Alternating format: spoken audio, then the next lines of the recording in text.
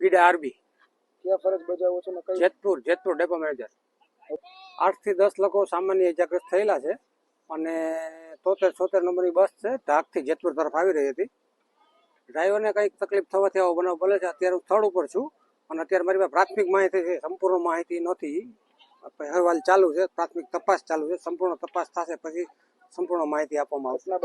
ફરજ પરના ડ્રાઈવરને ચક્કર આવવાથી આવો બનાવ બનેલ છે। Medical officer sub district hospital Dhoraji આજ રોજ અંદાજે 12:15 વાગ્યે 108 દ્વારા 7 દર્દીઓને સારવાર અર્થે લાવવામાં આવેલ છે।